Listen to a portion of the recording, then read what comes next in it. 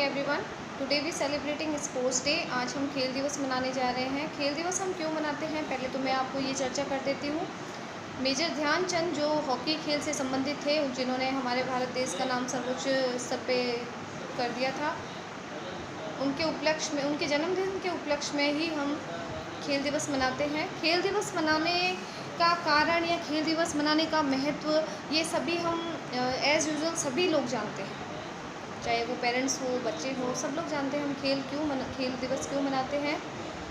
मैं आपसे यही चर्चा करना चाहूँगी कि जो खेल हैं, जो गेम्स हैं, उनका महत्व हमारे दैनिक रूटीन में या दिनचर्या में क्या है, ये मैं थोड़ा बताना चाहूँगी। क्योंकि जो आज का रिसेंटली जो हमारा जो टॉपिक है वो यह है कि खेलों का क्या महत्व है। खेलों का महत्व मैं इसलिए बताना चाह रही हूँ कि क्योंकि जो वर्ल्ड वाइड लेवल पे जो हमारी समस्या चल रही है, कोविड-19, जिसके चलते हमें अपने बच्चों को सिर्फ घर में रखना पड़ रहा है। लॉकडाउन के चलते स्कूल्स नहीं खुल रही है, स्कूल्स नहीं खुल रही है तो उनकी क्लासेज नहीं हो रही, तो क्लासेज नहीं हो रही तो उस चक्कर में हमें उन्हें ऑनलाइन क्लासेस देना पड़ रहा है। ऑनलाइन क्लासेस में पेरेंट्स की यह समस्या रहती है कि ऑनलाइन क्लासेस में बच्चों को मोबाइल देना पड़ रहा है। तो सबसे मेन फोकस जो मैं करना चाह रही हूँ वो ऑनलाइन क्लासेस यानी कि मोबाइल पे करना चाह रही हूँ। मोबाइल का कारण ये है कि मोबाइल अगर आप अपने बच्चे को दे रहे हो तो आप अपने बच्चे के पास बैठिए, अपने बच्चे को कंसर्न करिए, उस चीज़ को देखिए कि वो क्या कर रहा है, वो अपने टीचर को फॉलो कर रहा है कि नहीं कर रहा है। तो ये सब चीज़ें आप उनको देखोगे तो आपको लगेगा कि वो सच में मोबाइल में कंसर्न कर रहा है, वो अपनी स्टडी में कर रहा है। ये सारी चीज़ें मैं इसलिए आपसे डिस्कस कर रही हूँ क्योंकि जब तक आप इन सब चीज़ों को गेम के अकॉर्डिंग या फिर गेम के सिमिलरिटी में उनको इंटरेस्टिंग नहीं बनाएंगे, तब तक बच्चा उसमें इंटरेस्ट नहीं लेगा। ये सब चीज़ें क्यों होती है, क्योंकि हमने अपने बच्चों को परंपरागत गेम्स नहीं बताए हैं, उनको हमने भारतीय खेल नहीं बताए हैं। क्या आपने कभी कोई गेम नहीं खेला है? क्या आपने कभी मोबाइल के अलावा कभी कोई डिजिटलाइजेशन के अलावा कोई गेम नहीं खेला है? नहीं, हमने सारे गेम्स खेले हैं। लेकिन आज हम चाइल्ड साइकोलॉजी के अकॉर्डिंग बच्चों को वो सारे गेम्स नहीं बता रहे हैं जो हमें बताने चाहिए। तो मेरा अनुरोध as a parent, as a mother यही है कि जब तक हम अपने बच्चों को उस मनोविज्ञान के आधार पर, चाइल्ड साइकोलॉजी के आधार पर, बच्चे का जो लेवल है मेंटलिटी कैपेबिलिटी के आधार पर, जब तक हम उसको नहीं कंसर्न करेंगे, बच्चों को इंटरेस्ट नहीं जगाएंगे, तब तक वो गेम्स के प्रति कोई भी इंटरेस्ट नहीं लेगा। तो ये सारी चीज़ें अब मैं आपको बता रही हूँ, तो वो किस तरह से डेवलप कर सकते हो, तो ये थोड़ा सा मैं अपने चाइल्ड साइकोलॉजी के आधार पर बताना चाहूँगी कि जैसा कि रिसेंटली डिजिटलाइजेशन चल रहा है, वर्ल्ड वाइड में प्रॉब्लम चल रहा है, तो आप बच्चे को डिजिटलाइजेशन से अलग नहीं रख सकते तो मत रखिए। लेकिन as a parent, as a mother, अगर आप अपने बच्चे को हर तरह से डेवलप या फिर उसके एटीट्यूड को, लेवल को, स्तर को बढ़ाना चाह रहे हो, तो आपको अपने बच्चे के साथ में पूरे दिन का जो रूटीन है उसको आप खुद मैनेज करिए। बच्चे के साथ हर गेम पावर खेल सकते हैं, उनके साथ वर्ड पावर खेल सकते हैं, मैथमेटिक जितने भी गेम्स होते हैं वो वर्डली खेल सकते हैं, उनको इंटरेस्टिंग बना के खेल सकते हैं। यहाँ तक कि जब बच्चा स्टडी कर रहा होता है तो उसमें भी आप एक एज अ गेम के आधार पे उसको खेल सकते हैं या उनको पढ़ाई करवा सकते हैं, जिससे बच्चा इंटरेस्ट लेने लगे। तो गेम सिर्फ ये नहीं होते कि हमने हॉकी उठा लिया या क्रिकेट उठा लिया, नहीं, ऐसा नहीं है।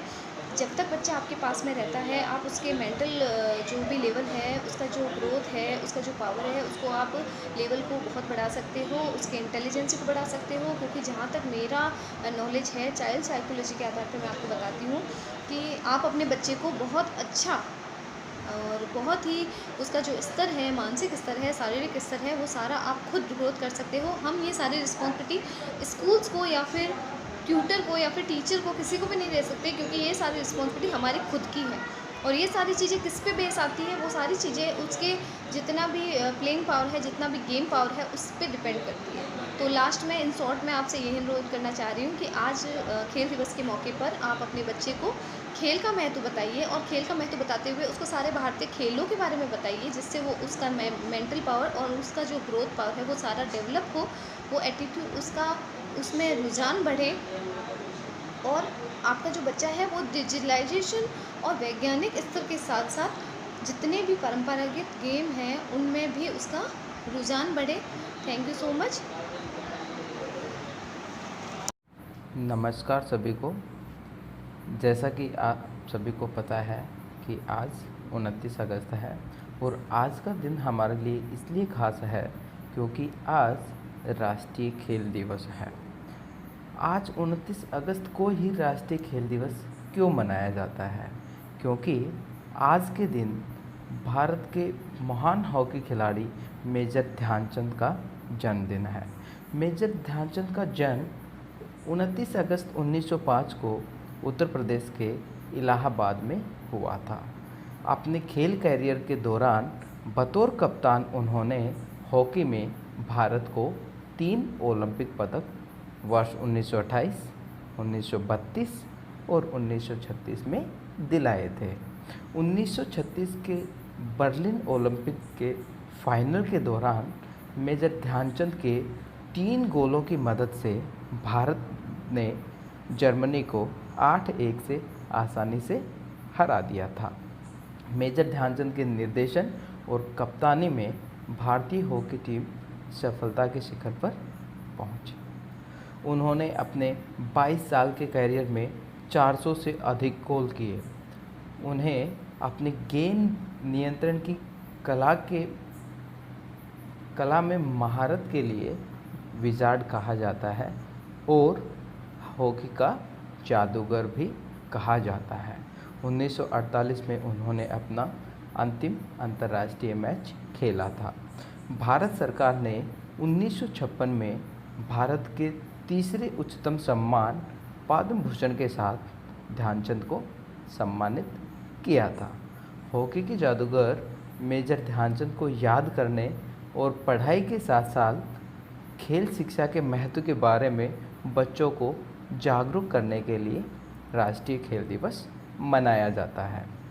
राष्ट्रीय खेल दिवस को पूरे देश में विभिन्न प्रकार के खेल और कार्यक्रमों का आयोजन करके मनाया जाता है। पूरे देश के सभी स्कूलों में इस दिन वार्षिक खेल दिवस मनाया जाता है। इस दिन वर्ष के दौरान सर्वोत्तम खेल प्रदर्शन करने वाले खिलाड़ियों को अर्जुन पुरस्कार, राजीव गांधी खेल रत्न पुरस्कार और द्रोणाचार्य पुरस्कार जैसे प्रसिद्ध खेल संबंधी पुरस्कार भारत के राष्ट्रपति द्वारा दिए जाते हैं। जैसा कि आप सभी को पता है कि खेल का अर्थ शारीरिक और मानसिक स्वास्थ्य है। इसके बहुत से लाभ भी हैं। खेल खेलने से हमें बहुत से लाभ होते हैं। कौन कौन से वो लाभ हैं? खेल और अच्छी शिक्षा दोनों ही एक साथ बच्चे के जीवन में सफलता प्राप्त करने के लिए आवश्यक है। दोनों को ही स्कूल और कॉलेज में बच्चों को आगे बढ़ाने और विद्यार्थियों का उज्जवल भविष्य बनाने के लिए प्राथमिकता देनी चाहिए। जैसे हमारे लिए शिक्षा ज़रूरी है, वैसे ही शिक्षा के साथ साथ हमारे लिए खेल भी हमारे जीवन में बहुत ज़रूरी होता है।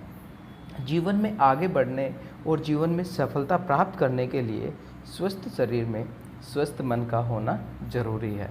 और स्वस्थ शरीर और स्वस्थ मन किस कारण से संभव हो पाता है? ये बिना खेल के संभव नहीं हो पाता।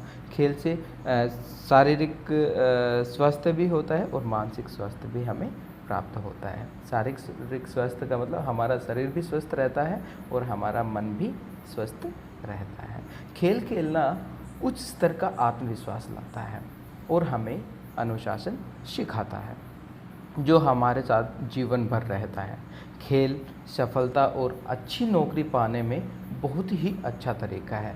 हम खेल कोटे से किसी नौकरी में बड़ी आसानी से कोई नौकरी बड़ी आसानी से पा सकते हैं।